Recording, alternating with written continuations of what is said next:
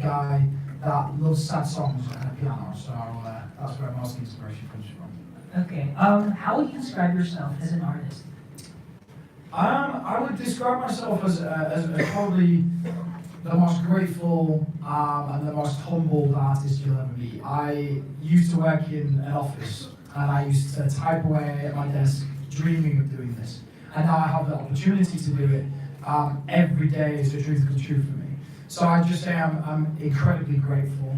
I'm hardworking. I take every single day as it comes and I try and give 110% in all of my performances.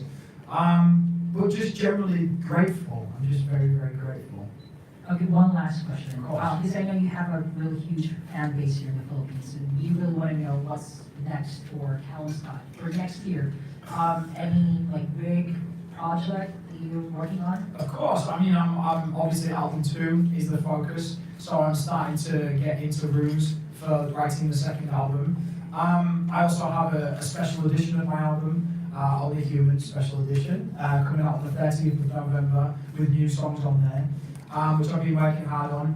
And also, I want to do a much more extensive touring next year. I don't know if that's going to happen, but I'm championing at the label to be able to sing in places like Manila and all these other countries and cities that have wanted me there for so long. So I just want to keep singing live, keep recording new music, and hopefully there'll be a couple of special things around the corner as well.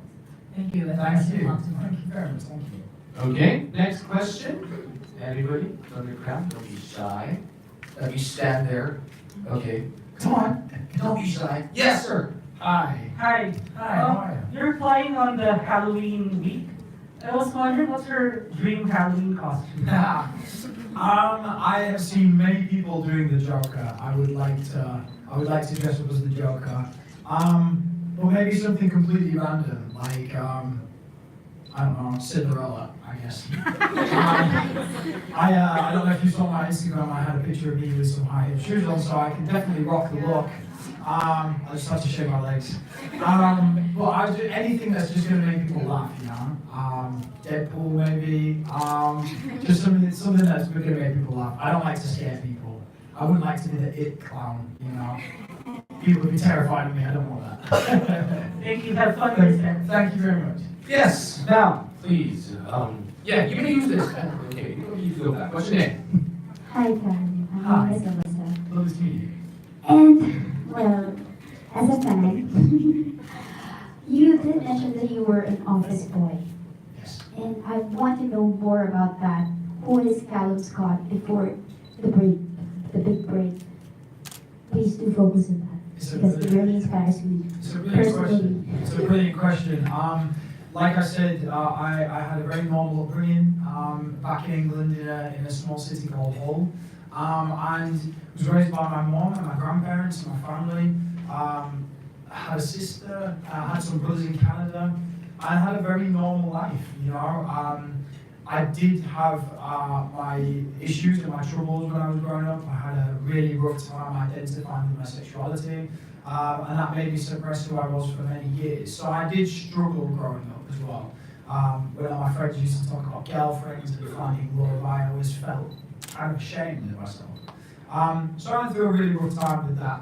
But I did still have a great life. I still went out with my friends and I used to, you know, party and do everything that everybody else did. And definitely Britain's Got Talent was that moment that did change everything for me. But prior to that, I was a very normal guy. And I pride myself on still being that normal guy. You know, when people run up to me in the street and want pictures, and when I arrived at the airport here in Manila and people were stood there waving and waiting for me, I'm still very blown away by that, because I am still that normal guy who went to that office job, who went to those parties, who wears high heel shoes every now and again.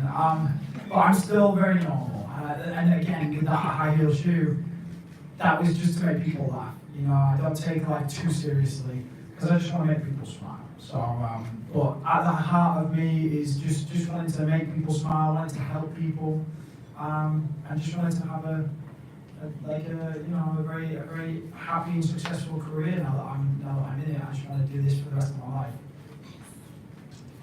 One last thing. I love Cinderella, by the way. And it says in the movie that wish to come true. wishes do come true. So what is that one wish that Callum Scott has right now?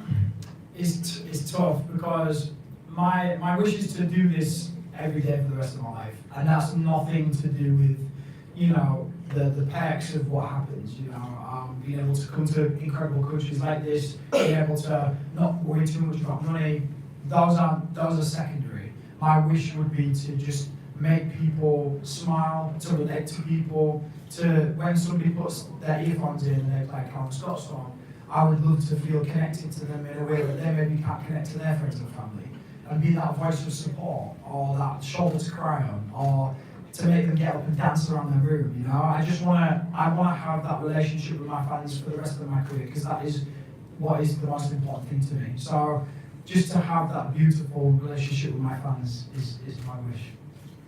Thank you so much. Thank you. God Thank you bless so you. much. Thank you. Thank you so much for that. Yes, now, may I approach the mic? Hi, Calum. Welcome back to the Philippines. Thank I'm you. Jessica from Manila Bulletin. Lovely to meet you, Jessica. I have two questions. Okay. First, 2 weeks ago, you released your coming out story. Yes. Okay, if I may say it right, there's a line there that you say that you feel afraid that people might walk away from you again. After that you release this video, do you feel the same thing, that somehow people walk away from you again?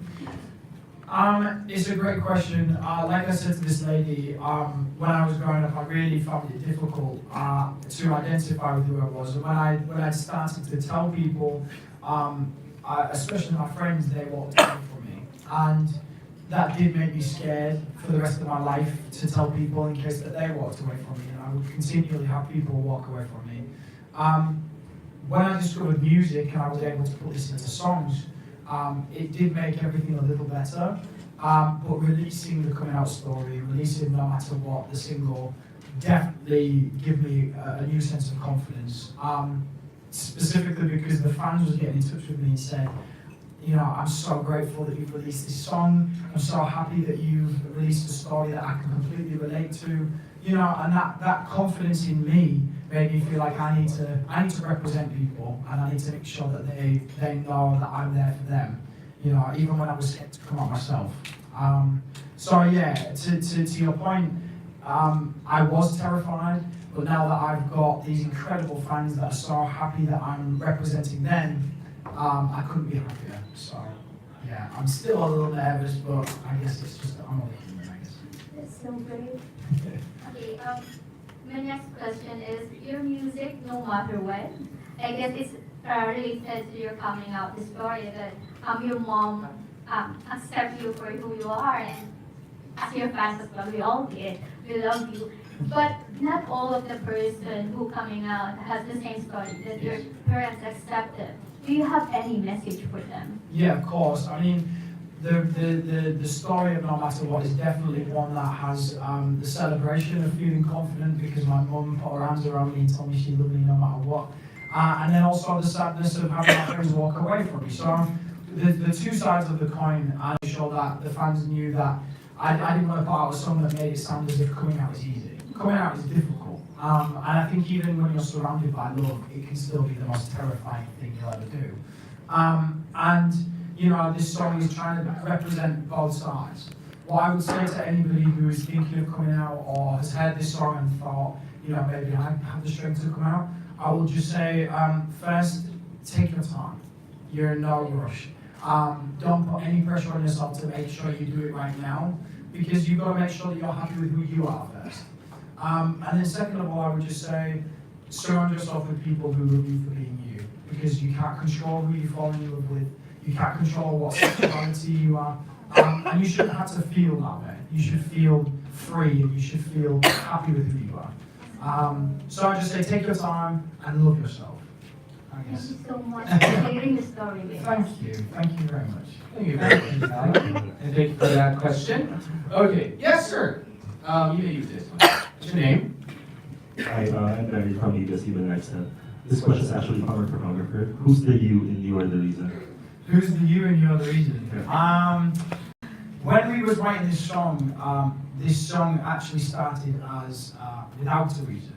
So we was writing a song about anxiety that comes from a place that you don't necessarily know exactly where it starts. You know, if you're in a relationship with somebody, or you have, you know, a family friend or a relative or whatever, and you just feel that anxiety. Maybe the relationship isn't going the way you want it to, and you feel that anxiety. I think we tried to write a song about that because we all go through varying degrees of anxiety, and we wanted to definitely tribute that. But when we started to write the song, as most of my songs do, they take a journey. And you know, I said to the boys, wouldn't it be much more special, rather than writing about the anxiety that we face, it would be so much better to write about the fact that love can conquer that. You know, the love that we feel for our reasons is what gets us through everyday life. You know, it makes us come home at the end of the day that sucks, and that you've had a terrible day at work, and you've been, you know, completely soaked in the rain, and you come home and there's no food in the fridge. It's the love that you feel for those people in your life that will get you through that day. So for me, You Are the Reason was actually for my tribute to my grandma, because I feel that she kind of helped raise me to the gentleman I am today. And so it was dedicated really to her memory. But I wanted to write it in a way that everybody can say, you know, they can play the song You Are the Reason to their reason, it makes sense. You know, whether that's their grandparents, their friends, their loved ones. So You Are the Reason really is, for me, the most, you know, relatable song there is. You know, so for me, personally, tribute to my grandma. Right. I saw the video. It's heartbreaking. Yeah, and in the video there's a little note to my grandma there. If you remember, there's a scene with grandma passing Yes. away. Oh yeah. It was a scene that I had argued that I wanted the scene in there, and the label was saying that maybe it was a little sad, and maybe it was taken away from the fact that love is pure. But I just said that, you know, when a person passes away and you're all around the bedside, all the people there have been affected by that person. You know, my grandma, when she died, she was surrounded by people who loved her, and she touched so many people. So I just wanted to make sure that people, because death is a part of life, you know, and we all go through that, and it's a horrible thing, but the love that we feel for them and the celebration of their life was something I wanted to capture. So, yeah, God rest us all. All right. Thank you very much for that. And, sir? Hi, question from Manuel to Life. I'd just like to ask, since you mentioned that you're an emotional person, which song that you wrote is the most, let's say, emotionally draining or most emotional song that you have written? For sure, No Matter What, the new single, every single time I sing it, I can never get to the end of the song without crying. And it's just simply because it's such a powerful song, and so many LGBT people from the community can relate to that story of feeling terrified of speaking to your family, your friends, loved ones about your sexuality, thinking that you're going to be abandoned and isolated. And it's a subject that affects pretty much all of the LGBT community. So when I sing it and I see people in the audience who have had that experience and see them emotional, it makes me emotional. And then, you know, taking No Matter What and its principle, the core value of it is that it's not just necessarily about coming out, it's also the relationship between parent and child, the relationship that you have with your parents, and also just acceptance on a general level. You know, whether, you know, it doesn't matter who you fall in love with or what you end up doing with your life, or that you didn't make the grade, or that you didn't pass school, or you didn't get the job you wanted. You just want people to be proud of you. So I think that message translates with so many people in their own lives that when I see them glazing over and the tears roll down their face, that's me done. I'm straight there with them. So that's probably the most emotional song I've written, and the one I get most emotional on stage. Thank you. Well, my second question is, since you've been here twice now, have you been exposed to, let's say, Filipino songs, or have you been wanting to sing a Filipino song for your fans? I would love to give a shot at singing a Filipino song. I've seen many Filipino artists and singers, especially on YouTube, cover my music. There's an app called Shmuel that I recorded a duet for, and I've seen so many people, specifically from the Philippines, cover that song. And it's beautiful. It means that I've had the opportunity to sing with so many different Filipino fans that I may never even meet. But I've had that song and I've shared that with them.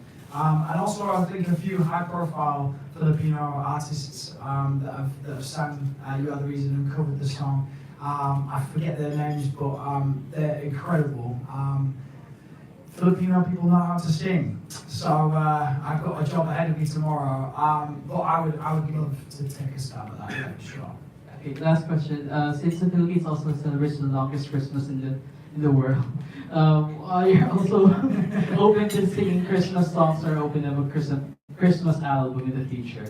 I would love to. I've recorded a Christmas song for the special edition of the album. So there is definitely that there ready for the Christmas season. And I love singing Christmas songs because, let's be honest, Christmas puts a smile on most people's faces. You sing a Christmas song and people take back to the morning of Christmas where they open their presents or sat around with their families eating Christmas dinner. So Christmas is a special time. It's one of my favourite holidays. So I love singing Christmas songs. I would sing a Christmas album for sure. But I think the label want me to write album 2 first. So I'll write album 2 and then we'll see what happens. Thank you. Thank you very much for that. Okay, next question. Do we still have any more questions, guys? Feel free, don't be shy. You have the mic over there if you're at the back. And if you're near me, I can approach you. So, there. Hi, welcome to Hello. the Philippines. Thank you very much. My question is, you had a stint of Britain's Got Talent. Yes. So, what's like the best lesson that you've learned from that experience that somehow you're applying now that you have a career of your own? Britain's Got Talent definitely was a huge milestone in my life. It had given me the opportunity to be seen by thousands and thousands of people.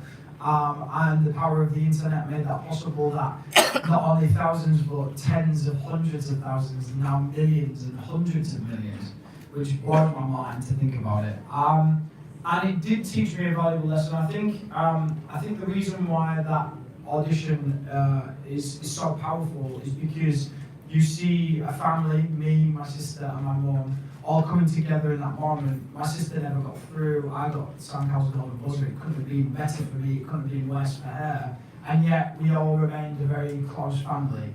And I think that's what really gives that audition the strength, It's very natural, it's very organic. And so yeah, it definitely did change everything for me, but I'm constantly learning. I'm not going to say Britain's Got Talent helped me, be the person I am. I don't have to learn anything new. I'm constantly learning new things and constantly trying to be the best version of myself I can be. The most important thing for me is making sure that my fans get exactly what they want and exactly what they've followed. Because I wouldn't be sat here if it wasn't for the fans. So I guess Britain's Got Talent, the biggest lesson was knowing how many people would support me and making sure that they know that they're right in the center of my heart. Thank you so much. Thank you. Any more questions? Any more questions, ladies and gentlemen? Oh, yes. Okay. Al? Hi, Callum. I'm Carol. Lovely to meet you. Hi. I just want to ask, who are the artists that you want to collaborate with in the future? My goodness. There's so many artists I would like to collaborate with. I would love to make a male duet. I think, singing with Leona Lewis definitely gave me that platform to open my mind to the possibilities of collaborations. I always thought that I would be too nervous to sing with another artist. I always thought that having a superstar next to me would just freak me out and I wouldn't be able to sing. And singing with Leona has given me confidence to work with other people for sure. I would like to work with Sam Smith. I think he would be great to sing with. I'd love to sing with Ed Sheeran. But then again, I would do something as completely different as singing with Cardi B or Kanye West. I just want to push. I want to push what I can do, and I want to see what life has to offer and what music has to offer. So literally, I would work with anybody who's going to give me their time. Thank you for that one. Any more questions, guys? Yeah, you were raising your hand a while ago. Nobody's raising their hand, so I have the chance Another to ask question, this. fine. Since she mentioned Britain's Got Talent, well, The song Dancing on My Own, Yes. whose idea was that? Your whole arrangement? Of my version of the song? Yes. So my version was put together by a guy called Jamie Cleaton, a guy from Wales in the UK, who had beautifully arranged the song. And he was the first person that I'd had create the piano version. So when I was looking online for some inspiration, I found his arrangement. I was just blown away. Yeah, me too. Yeah, it just gives the song so much emotion and power. And Speaking of emotion, you did sing that from the heart. yes. So, did you ever had an experience, or have you undergone every words from that song? Yeah, for Really? sure. Yeah. You know, like I said, I did find it difficult growing up with my sexuality. And if you listen to the lyrics, you'll know that I didn't change the pronouns. So it's very much still from the perspective of seeing a guy with another lady. The difference is when I sing it, I'm still talking about the guy, you know?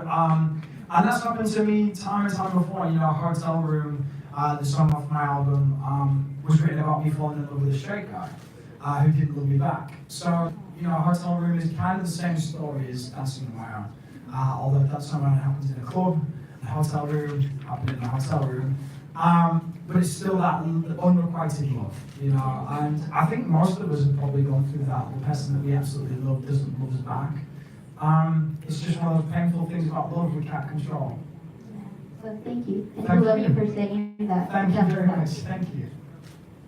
Thank you very much. Do we still have more questions, guys? Come on, don't be shy. By the way, I have a question, Callum. Okay. Yeah, my question for you is, after all the success that you are now having right now, Yeah. do you think you're still dancing on your own? Yes. I mean, look at me on the stage now. I'm completely This happens to me all the time, especially when I'm in a club, because I find it very awkward. So I just end up dancing on my own, and then people come up and I'm like a walking irony, you know. So it's funny. Yeah, I do find myself dancing on my own a lot. Okay. Well, anyways, Callum, I know from the last time that we talked, we chatted. Yeah. I know you are a fan of surprises. Oh yeah. Yes. Okay. And today is another day for another surprise for you. God, okay. So, to help us out with that surprise, we would like to call out from MCA Music, Mr. Ricky Lockett, to help us out in this very wonderful surprise for you. Oh my goodness. Not again, we have another surprise once again. Hey, so nice to see you again. Sir Ricky, hi. Last March, Calum was here and we did a promo show. Yeah. We awarded him gold.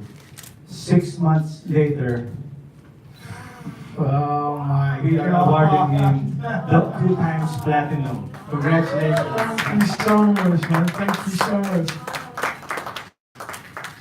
You see, when I say I still don't, these things do still blow me away. 2 times platinum is insane. Thank you so much. 6 months. It's 6 months. It blows my 2 mind. times platinum. I love the Philippines.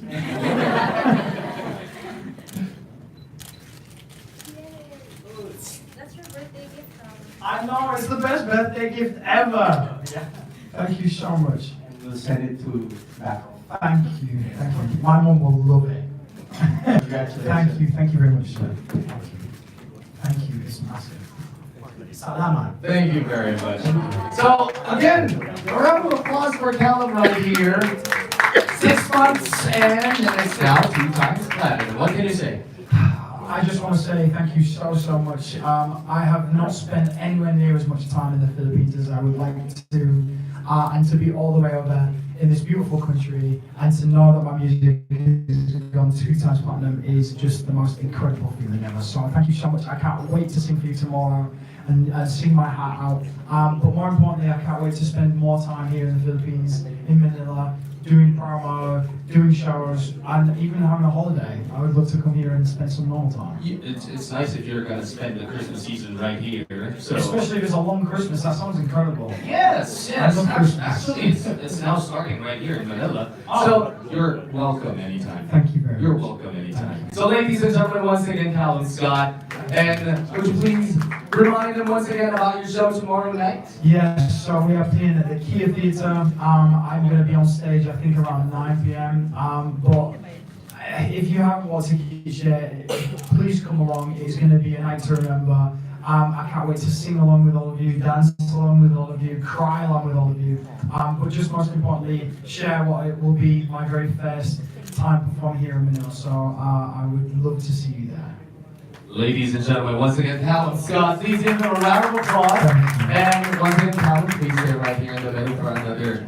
Can I take this? Yes.